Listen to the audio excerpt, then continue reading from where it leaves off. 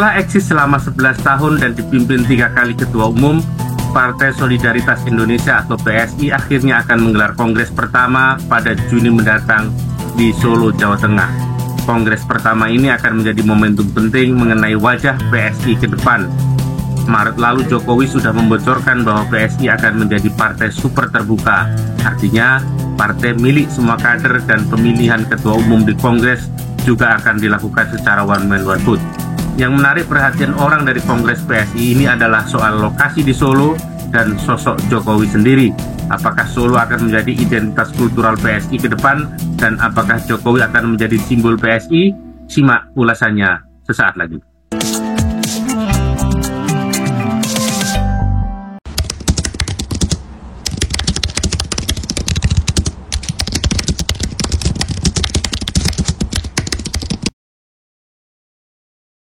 PSI akhirnya akan menyelenggarakan kongres pertama mereka setelah 11 tahun eksis sebagai salah satu partai yang kita kenal sebagai partai anak muda gitu ya.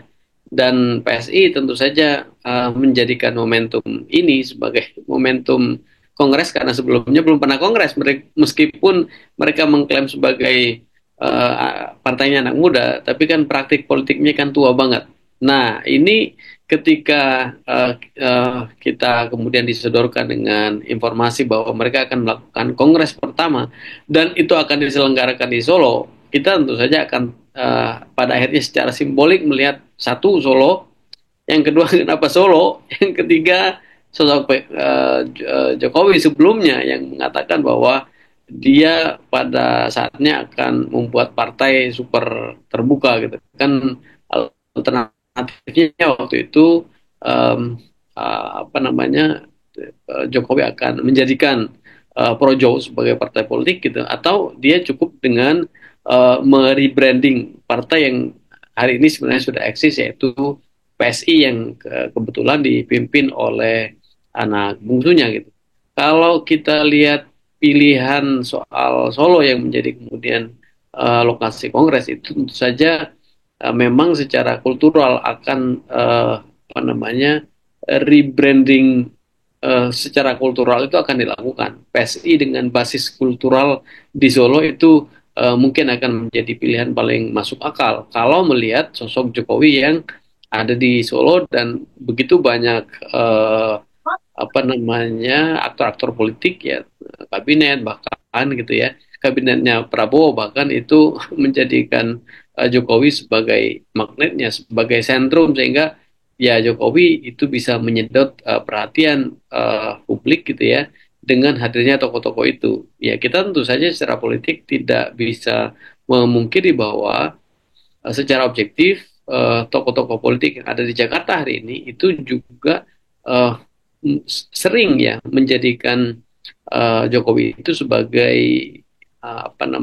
salah satu pusat gitu ya. Makanya kalau kemudian ada semacam kesan bahwa ada matahari kembar dalam pemerintahan kali ini, itu kan kelihatan banget karena begitu banyak menteri yang bergantian soan ke Solo, dan itu menunjukkan bahwa magnet politik Jokowi yang tinggal di Solo itu merupakan suatu yang secara objektif harus diperhitungkan, dan itu tampaknya yang kemudian secara cermat itu bisa dan mesti ya dimanfaatkan oleh PSI. Kenapa Jokowi? Ya kita tahu bahwa sejak awal bahkan di pemilu yang lalu kan salah satu platform yang berkali-kali menjadi bagian dari branding PSI adalah Jokowisme atau Jokowiismi gitu ya waktu itu. Dan saya kira sekarang mereka semakin mendapatkan momentum ketika Jokowi itu ditendang dari PDIP dan sekarang dia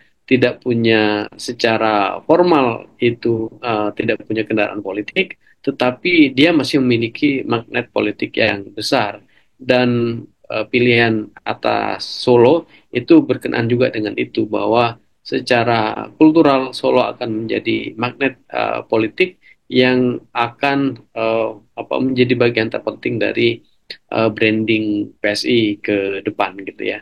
Yang kedua yang berkenaan dengan kenapa Kongres itu baru di tahun 2025. Tadi saya sudah mengatakan bahwa Jokowi sekarang tidak berpartai dan itu lebih memudahkan PSI untuk kemudian melekatkan dirinya pada figur Jokowi gitu ya. Dan kita tahu Jokowi itu sebelumnya kan sudah mengatakan bahwa dia akan membentuk partai super terbuka dan yang paling mungkin hari ini adalah dengan cara dalam tanda petik menunggangi anak bungsunya yaitu Kaisang yang secara faktual itu merupakan ketua umum PSI gitu ya, dan itu menurut saya bagian terpenting dari pertimbangan utama kenapa PSI itu menyelenggarakan kongres hari ini sebagai kongres pertama gitu. Bukan hari ini, maksudnya hari ini, tapi hari-hari ini gitu, waktu-waktu ini tahun 2025 itu sebagai kongres pertama gitu ya. Dan mengapa kemudian Solo dan Jokowi lalu bisa dibaca sebagai sosok sentral di balik PSI dan kongres yang akan mereka selenggarakan nanti di bulan Juni 2025 ini.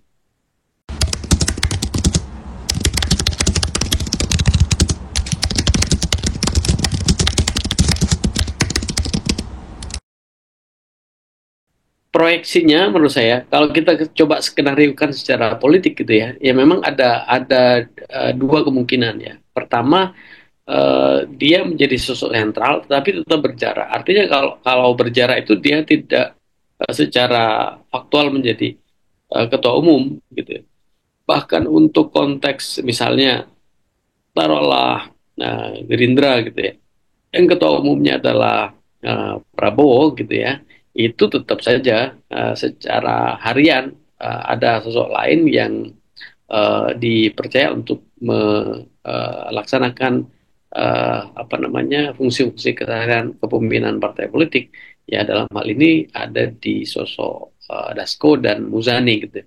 Nah pada bagian itu saya kira em, Jokowi di PSI itu juga akan kurang lebih sama. Dia akan mengambil apa namanya? Dia sosok sentral tapi tetap mengambil jarak dari kepemimpinan harian partai politik. Maka kalau itu yang terjadi, kemungkinannya hanya akan ada dua, saya kira. Pertama menjadi ketua umum, tetapi deputi atau waketum itu diberikan peran besar gitu, sehingga Jokowi tetap menjadi orang yang bisa dengan gampang apa namanya apa ya menginteraksikan, mengkoneksikan, menghubungkan satu aktor politik dengan aktor politik yang lain gitu ya. Seperti peran hari ini gitu. Tapi dia punya posisi formal sebagai ketua umum sehingga seperti yang seringkali dikatakan oleh beberapa apa namanya aktor politik di PDIP ya sebutlah misalnya Adian ya ketika ketika dia melihat sosok siapa Jokowi itu yang tidak relevan untuk cawe-cawe terlalu jauh ke dalam uh, apa namanya dinamika partai politik gitu ya. Karena dia tidak punya partai politik itu kan bisa dibantah dengan sendirinya kalau dia menjadi ketua umum gitu ya.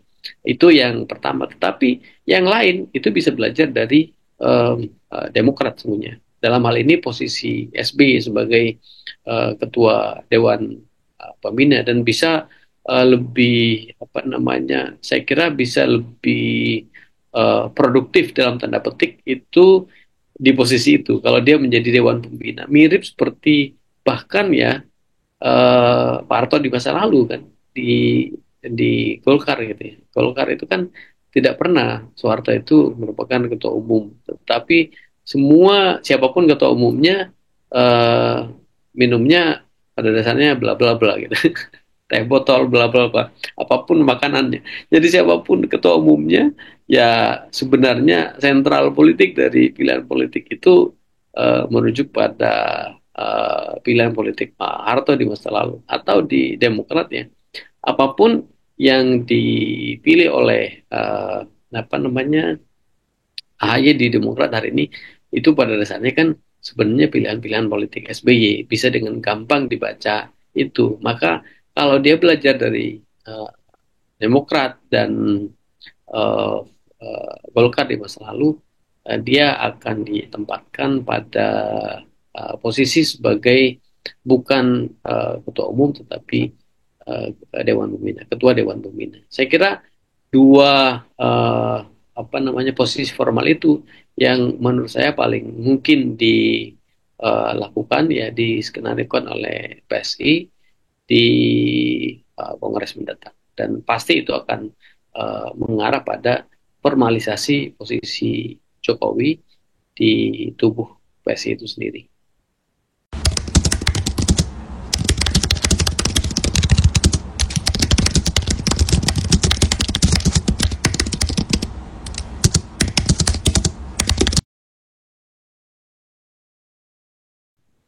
Ya kalau kita bicara soal orang-orang yang apa namanya alternatif lah, tokoh-tokoh alternatif yang kemungkinan akan diformalisasi, ya tentu saja Gibran yang paling potensial ya, karena ketika apa namanya ketika Gibran itu kemudian diformalisasi posisinya di eh, apa, PSI itu kan tidak dengan gampang kemudian dia ombang-ambingkan di dalam arus politik hari ini karena dia tidak berpartai gitu. Itu tampaknya juga akan apa namanya akan eh, menjadi salah satu pilihan. Tetapi pilihan yang lain tentu saja dengan tidak melibatkan Gibran di dalam PSI karena kalau sesungguhnya kita bicara soal arus atau sentimen publik ya terhadap isu dinasti politik gitu ya. Dan kalau kemudian berkumpul di situ itu Jokowi, Gibran, kemudian Kaisang ada di situ, PES itu dengan gampang kemudian menjadi sasaran tembak soal isu dinasti gitu ya. Jadi ada kemungkinan juga untuk tidak memformalisasi itu. Gitu. Jadi Gibran itu dalam tradisi politik kan sebenarnya sebagai wapres ya. Kita tahu lah bahwa kita punya pengalaman di mana wapres itu ya orang-orang profesional yang dia tidak secara formal berafiliasi. Meskipun kita tahu agak berbeda pada diri Gibran karena Gibran itu pada dasarnya dia politisi karena dia pernah menjadi politisi PDI Perjuangan gitu ya. Tetapi saya kembali pada kecenderungan yang tadi ya. Kalau dia masuk PSI diformalisasi sebagai bagian dari PSI, mungkin itu akan apa melahirkan sentimen negatif pada PSI karena PSI dengan gampang itu menjadi sasaran tembak dari isu atau sentimen negatif publik ya berkaitan dengan dinasti politik atau politik dinasti.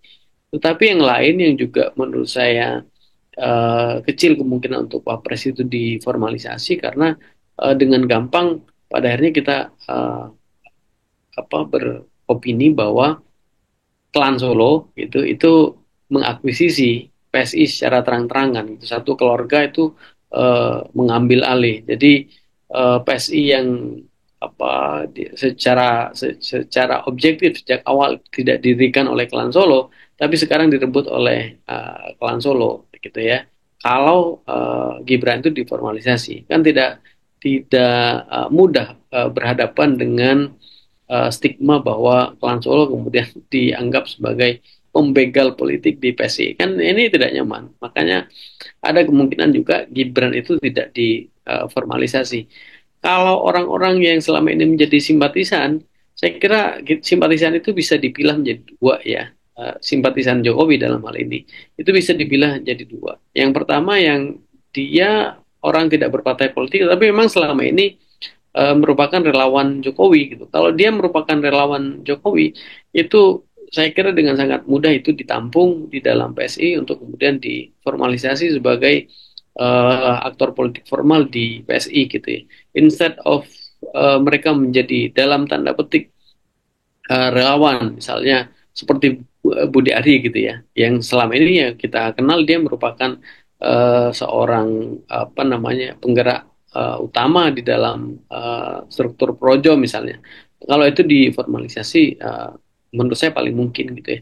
Tetapi ada bagian lain dari simpatisan Jokowi yang sebenarnya tidak berkaitan dengan posisi dia sebagai relawan, tetapi sebagai simpatisan sebagai profesional yang dia merupakan simpatisan atau direkrut oleh dan karena itu berhutang budi pada Jokowi gitu ya. Kalau misalnya ketua atau kepala otorita IKN itu ya kan Pak Basuki, dia kan profesional yang memang eh, dalam tanda petik simpatisan ya, karena sama-sama UGM ya, terlepas dari soal ke-UGM-an Jokowi yang dipersoalkan oleh banyak orang itu. Tapi saya ingin mengatakan bahwa simpatisan Jokowi itu memang ada dua, satu relawan yang sekarang menjadi pejabat maksud saya, satu lawan, yang kedua profesional gitu. Nah, relawan ini dengan mudah bisa diformalisasi di dalam Kongres PSI mendatang, tapi yang profesional menurut saya tidak akan dengan gampang diformalisasi sebagai bagian dari kelembagaan PSI melalui Kongres mendatang.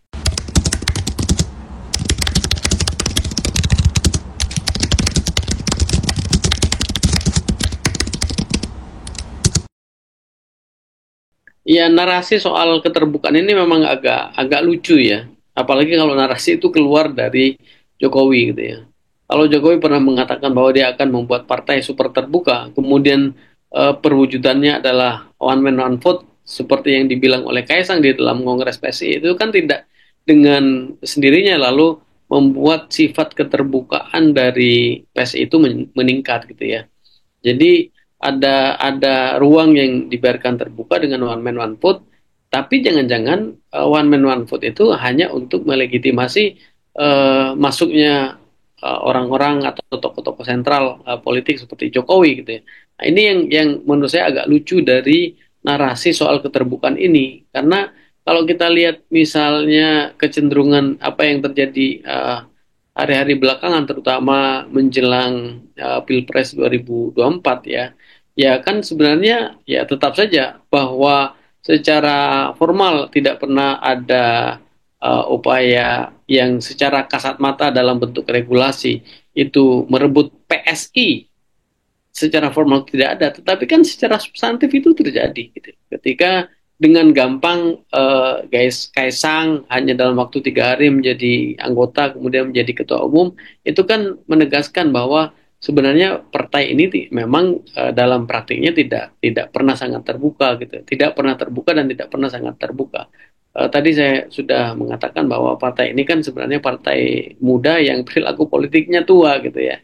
Ini yang barangkali akan sulit keluar dari bayang-bayang penilaian publik bahwa keterbukaan itu sebenarnya tidak terjadi juga. Kalaupun di dalam Kongres mendatang yang akan dilakukan oleh PSI di dalam mekanisme penentuan ketua umum itu menggunakan metode one man one vote, itu kan tidak secara serta merta kemudian menjadikan PSI itu sebagai partai terbuka. Apalagi kalau kemudian uh, Jokowi gitu ya secara formal lalu masuk ke sana dan masih ada Kaisang di situ, apalagi kemudian ada Gibran di situ ya. Kelihatan sekali bahwa partai ini hanya akan melembagakan kecenderungan partai politik kita hari ini yang secara umum sebenarnya tertutup gitu, kecuali dua partai yaitu PKS dan Partai Golkar yang bisa secara reguler berganti-ganti elit dan itu tidak berkaitan dengan dinasti apapun di dalam atau di internal dua partai politik itu. Tetapi masuknya klan Solo, Jokowi dan keluarganya ke PSI secara formal itu pasti akan dengan mudah dibaca sebagai bagian dari ketertutupan, praktik ketertutupan seperti yang terjadi pada apa namanya partai politik pada umumnya di Republik ini, dan ketertutupan itu salah satu penyebab utamanya adalah kuatnya dinasti politik, dan PSI juga akan mengalami fenomena yang sama karena klan Solo pada dasarnya bagian dari dinasti politik yang melembagakan kedinastian itu di dalam PSI pada Kongres Juni mendatang.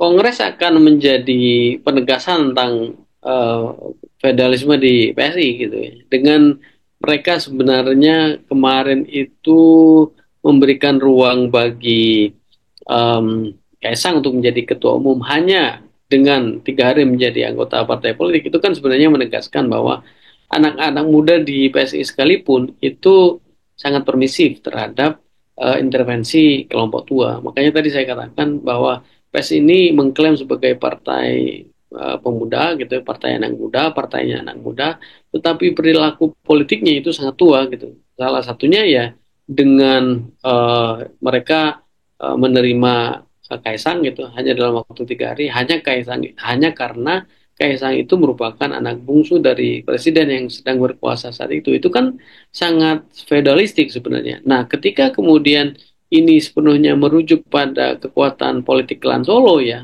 pada Kongres PSI di Juni mendatang, itu kan sebenarnya penegasan saja. Nah, apakah akan ada kekecewaan sangat fundamental dari kelompok muda di PSI untuk kemudian melakukan dalam tanda petik ya diskursus politik yang menentang feodalisasi itu? Saya melihat kecenderungan itu kok tidak gitu, karena selama ini pun sebenarnya kelompok-kelompok muda di PSI itu cenderung apa namanya cenderung permisif dan memberikan acceptance saja, penerimaan saja pada upaya untuk melakukan feodalisasi di internal, terutama dengan masuknya Jokowi dan klan Solonya. Dan jauh sebelum itu sebenarnya kan ketika mereka dengan apa namanya, diakui atau tidak, berpatron pada Jeffrey Giovanni sebagai penyandang dana utama dari PSI, itu kan sebenarnya ya sudah wujud nyata dari feodalisme politik gitu yang di dalam kongres mendatang yang mereka klaim sebagai kongres pertama itu akan kemudian mengalami penegasan saja, sehingga saya cenderung melihat bahwa anak-anak muda, politisi-politisi muda yang ada di PSI hari ini itu juga tidak akan menunjukkan dinamika yang berarti untuk kemudian mengeluarkan PSI dari kecenderungan feodalisasi. Ya, mereka akan permisif saja, dan mereka seperti yang terjadi pada hari-hari ini, mereka akan kemudian menjadi penyokong dari feodalisme politik yang diintrusi oleh klan Solo ke dalam struktur PSI, terutama melalui ketua umumnya hari ini yaitu Kaisang yang merupakan putra bungsu dari Presiden ke-7 Republik Indonesia Joko Widodo. Demikian ulasan kita untuk sesi kali ini. Terima kasih atas perhatian, atensi. Terima kasih. Salam warga cerdas.